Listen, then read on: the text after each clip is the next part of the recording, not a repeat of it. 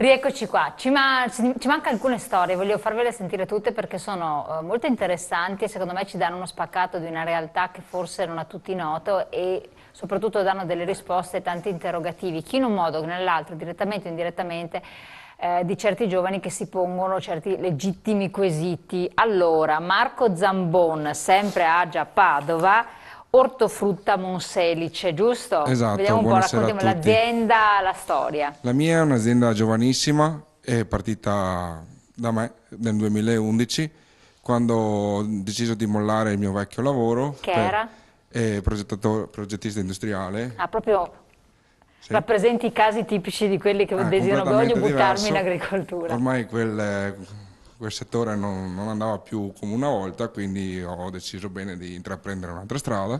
Ma presa come? Cioè la terra c'era di famiglia, c'era Sì, qualcosa? avevamo un'azienda non presa in considerazione dal padre, dismessa al tempo del nonno, e che ho deciso di prendere in mano così come stava e cominciare pian piano a rinnovarla, facendo appunto uso del PSR nel 2011, che è stato utile, e pian piano, avendo fatto questo business plan, volevo fare una parentesi a quello che diceva Luca e il presidente, che loro ti impongono di fare un business, la VEPA o quant'altro, ti impongono di fare un business plan in cui fai un progetto da qui a 5 anni su quello che sarà il futuro della tua azienda. Non considerando però quello che sono tutti gli imprevisti Che che ci ce ne sono sono parecchietti di durante, imprevisti, ho visto. durante il percorso, ma non imprevisti che possono essere le piogge torrenziali No, o no, ma quant'altro. normativi proprio di leggi che cambiano, L'IMU di tasse che che entra a far arrivano. parte dopo 2 o 3 anni, che non l'avevi considerato, il taglio del gasolio di un quarto di quello che era assegnato al momento della Quindi per voi richiesta le del tasse sono PSR. aumentate, non è che non siano un aumento le tasse ai cittadini, sono aumentate le tasse, Sicuramente sono aumentate e dobbiamo in qualche modo far tornare comunque i conti, quelli assolutamente. che c'erano scritti sul business plan, in maniera tale da ottenere questo. Altrimenti niente finanziamento. Esatto. E comunque è un'azienda principalmente basata sull'ortofrutta e in particolar modo su ortaggi. È una piccola realtà che usufruisce come canali di canali di vendita che possono essere l'ingrosso e anche la vendita diretta assieme ai miei colleghi che abbiamo sentito prima le loro storie. E, la- Voi vendete all'ingrosso, avete margini oppure sono margini rosicatissimi? Beh, la vendita all'ingrosso, ora come ora, un po' per la concorrenza, un po' per anche le variazioni climatiche, che di conseguenza mutilano il prodotto e siamo costretti a avere margini molto bassi. Per questo ricorriamo alla vendita al dettaglio, dove avendo il rapporto diretto con il cliente finale si riesce un po' a spuntare qualcosina di più sul prezzo. Ecco, qual è il problema più grosso che dovete affrontare in questo momento? Siete abbastanza tranquilli, cioè le cose vanno oppure ci sono delle problematiche? Ma le problematiche sono sempre all'ordine del giorno e la tranquillità non è di casa sulle aziende agricole perché purtroppo siamo sempre in balia di quello che può essere il clima, di quelle che possono essere tasse o comunque imprevisti. Quindi gli imprevisti, diciamo così, normativi burocratici e del, vabbè, carattere fiscale sono abbastanza importanti, sono quasi più di Sicuramente sì, quelli. perché è l'imprevisto che può fare il danno, non la routine a cui sei già preparato prima di cominciare. E, come dicevo, la vendita diretta è un sbocco molto importante, come abbiamo sentito anche prima dalla maggior parte dei miei colleghi, un po' perché, come sentivamo le varie storie, chi per il latte, chi per la carne, Non può fare altrimenti. andando all'ingrosso le immagini sono ridotti, pertanto insomma non si può Esatto, no, sopravvivere. i consumatori, quello che più volte segnalano, eccetera, segnalano che però la vendita diretta da parte dell'agricoltore almeno hanno l'aspettativa di pagare di meno che non alla grande distribuzione, no? Alla GTO organizzata. Viceversa trovano molte volte dei prodotti che hanno un prezzo anche superiore. E allora, per incentivarli è possibile, cioè, ovvio che dovete avere loro devono avere un margine, però come si può fare? Perché tante volte c'è un prezzo abbastanza rilevante, no? Uno dice, vabbè, ma vado al mercato, se è Padova, Prato della Valle, anziché nelle piazze della frutta o delle erbe, ho del prodotto che costa meno rispetto, o vado al supermercato rispetto a quello che viene venduto in questi mercati organizzati o direttamente dal Sì. produttore. Sì, però non possiamo fare il giro, Presidente, ma rispondete voi. Non Sì, so sostanzialmente, diamo questa spiegazione a come chi... lei diceva, quando ci si rivolge al mercato, come ad esempio quello che ha citato lei di Piazza delle Erbe, Sì, tutti i mercati che ci sono nelle varie o città, comunque insomma. spesso il prezzo inferiore non è sul banco italiano, ma bensì sul banco pakistano o indiano, che fanno arrivare le cose importate dall'estero dove hanno costi di produzione molto inferiori ai nostri, Vendendole come italiane. ma non necessariamente, anche se talvolta questo capita. Quindi è un discorso proprio di merce, di prodotto, di tipo di merce. Sicuramente sì, noi siamo un'azienda produttrice, per lo più il nostro fatturato è un 60% sull'asparago, e nel periodo dell'asparago, che fra poco arriverà, dobbiamo scontrarci per il primo periodo con gli asparagi del Perù, della Spagna, che comunque talvolta all'inizio, camuffando, Questo del Perù cam- mi manca. camuffandoli un po', vengono venduti per asparago italiano tranquillamente sulle piazze italiane o comunque padovane, se visto il tema. Ecco, quindi calcolando il costo della manodopera e tutto quanto non c'è, non Proprio riuscite... posso portare un aneddoto che un cliente mi ha detto che è andato a acquistare un mazzo di asparagi in un banco a Padova, in Prato della Valle, e gli hanno detto c'era l'asparago italiano. Quando lui l'ha acquistato, il commerciante ha girato la cassetta, era asparago peruviano, per cui a quel punto il cliente ha fatto valere i suoi diritti. Certo, assolutamente. Presidente. Sì, credo che quello che dice Marco sia vero, però non è sempre il prezzo che fa il prodotto.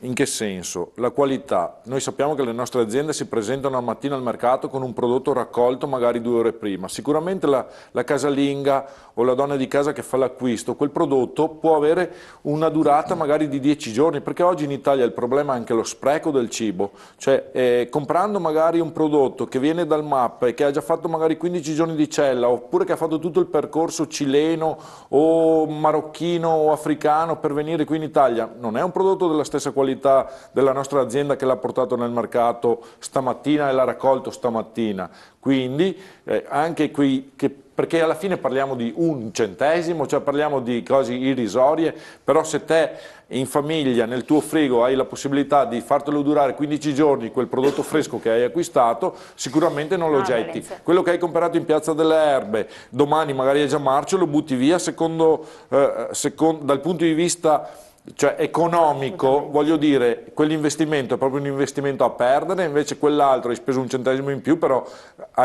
ce l'hai nel tempo, questa è la qualità. È una cultura No, che per va... giustificare che sì. alcune volte il prodotto, però dobbiamo pensare che alla grande distribuzione il prodotto delle nostre aziende lo portano, loro lo venderanno a 1, al nostro agricoltore gli resta 0,12 centesimi, voglio dire il rapporto di, quindi il reddito. O hai delle produzioni enormi dove hai dei margini alti, altrimenti non... Però alla fine della filiera ci sono troppe persone che ci vogliono mangiare sopra la nostra agricoltura e questo è il problema. E senza pensare che però quello importato, tutta la chimica che noi abbiamo tolto dai nostri mercati negli ultimi 10 anni l'abbiamo portata all'estero e poi ci mangiamo quei prodotti trattati con prodotti che noi abbiamo tolto, quindi anche la sanità e la qualità alimentare è importante, perché magari vuol dire fare risparmiare alla sanità qualche milionata, qualche migliaia di milioni di euro dal punto di vista sanitario. Anche perché poi non sappiamo effettivamente dove viene lavorato, cioè sappiamo dove viene lavorato, ma non sappiamo dove viene prodotto e quindi diventa una catena infinita. Micheletto Giorgia, sempre Agia Padova, questo invece, Massanzago, allevamento di conigli. Sì. Una cosa anche questa particolare. Beh, io devo ancora entrare nel mondo lavorativo. Sto terminando gli studi e che cosa? Statistica e gestione delle imprese. Io provengo da una storica famiglia di allevatori, perché fin da mio bisnonno con mio nonno avevano iniziato con un allevamento di maiali e dopo mio papà con i suoi fratelli hanno continuato e sono passati da vari capi, dai polli a sempre maiali, tacchini, e adesso è da quasi 20 anni che abbiamo solo conigli. E io mi sono appassionata quindi fin da bambina andavo in estate, da loro là negli allevamenti a vedere come facevano e tutto. Quindi mi piacerebbe appunto entrare in azienda. Oddio, dopo le storie che si sono sentite stasera, a qualcuno Non vedo l'ora di questa passerebbe la voglia. testimonianza.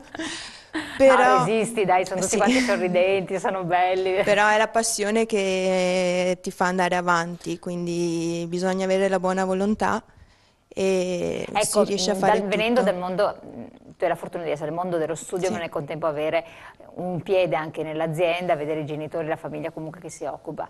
E senza dubbio ti sarei fatta anche tu le tue idee, io farei, io un domani vorrò fare, forte anche di studi che stai compiendo, quindi mettere anche, vedere nella pratica realizzato quello che tu studi anche nella teoria. Che cos'è che vorresti realizzare nella tua azienda, però poi magari ti rendi conto che contingentemente per tutta questa serie di problemi non è possibile fare? Beh, innanzitutto, vabbè, l'agricoltura è un mondo che va sempre, ci sono molti alti e bassi. E, una cosa che mi piacerebbe fare nell'allevamento è rimodernizzarlo, innovarlo con le tecnologie. Quindi E investimenti. investimenti, sì. E dopo poi si aprono sempre delle nuove prospettive. E quindi sì, bisogna sempre stare al passo, aggiornarsi sempre. La sfida che ti attira a entrare nell'attività dei tuoi genitori, magari non fare un percorso diverso, qual è? Qual è la passione che ti porta a dire vorrò entrare in azienda, nell'azienda di famiglia? Perché mi viene da ridere perché spesso quando dico che mi piacerebbe appunto entrare a lavorare negli allevamenti, appunto nelle imprese di famiglia, mi fanno, ah sì, ma fare segretaria, fare l'impiegata? No, assolutamente no, a me piace proprio la pratica, stare in mezzo agli allevamenti e vedere appunto fare nel reparto riproduzione con i conigli. E sì, mi piace proprio la pratica, Le modalità stare, di sì, lavoro, insomma, sono esatto. queste.